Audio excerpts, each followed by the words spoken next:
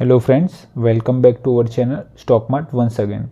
पिछले 2 साल में NPS that is non performing asset बहुत ही कम हुए। स्पेशली बात करें तो पब्लिक सेक्टर बैंक्स यानी कि गवर्नमेंट बैंक्स। तो आज हम समझेंगे एनपीएस को और बैंक्स का एनालिसिस करते वक्त एनपीएस क्यों इम्पोर्टेंट रहते वो बात करेंगे। बैंक्स ने किसी को दिया हुआ लोन बैंक्स के लिए वो एसेट रहता है, क्योंकि वो लोन बैंक्स को इंटरेस्ट जनरेट करके देता है। वही जिसने बैंक से लोन लिया हुआ रहता है उसके लिए वो लायबिलिटी होती है, क्योंकि आगे चल के बैंक्स को वापस करना रहता है। जब लोन का इंटरेस्ट अमाउंट और प्रिंसिपल अमाउंट टाइम पे चुकाया जाता है तो उस लोन को हम स्टैंडर्ड एसेट बोलते हैं। अगर बोरोवर्स उस लोन की इंस्टॉलमेंट यानी कि इंस्टॉलमेंट की तारीख से 90 दिन में नहीं भरते, उसके बाद वो उसको एनपीएस यानी कि नॉन परफॉर्मिंग एसेट कहा जाता है। एग्रीकल्चर और कुछ स्पेसिफिक लोन के लिए अलग अलग क्राइटेरिया रहता है। लोन पर मिल रहा इंटरेस्ट बैंक्स के लिए इनकम रहता है, और जब कोई लोन्स बैंक्स के लिए इनकम जनरेट करना बंद कर लेता है तो वो लोन बैंक्स के लिए एनपीएस बन जाता है।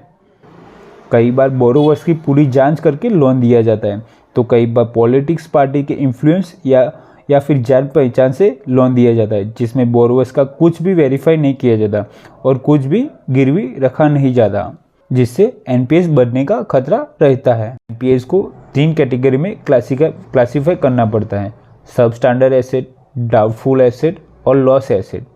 जो लोन्स 12 महीने और उससे कम के लिए एनपीएस रहते उसे सब स्टैंडर्ड एसेट कहते हैं। अगर वो 1 साल से ज़्यादा टाइम के लिए एनपीएस रहते तो उसे डाउटफुल एसेट कहा जाता है। कई बार बैंक्स लोन रिकवर करने के लिए कई रास्ते अपनाते, जैसे कि गिरवी रखा हुआ एसेट को बेच के।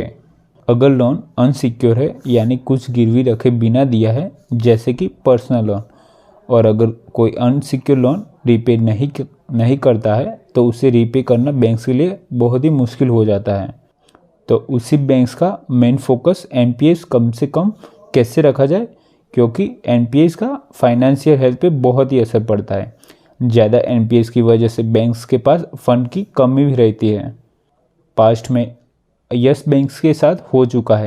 हाल ही में आईडीबीआई ने कॉरपोरेट लोन देना बंद कर दिया है। तो एनपीएस से बैंक्स की आर्थिक हालत पता करने में मदद होती है। इसीलिए बैंक्स एनपीए मैटर करते हैं। अगर आप कोविड के बाद देखें तो बैंकिंग सेक्टर में अच्छी खासी तेज़ी देखी है। तो एनपीएस क्वार्टरली डाउन हुए हैं। तो बस गाइज, आज के लिए बस इतना ही। Thank you for watching our video.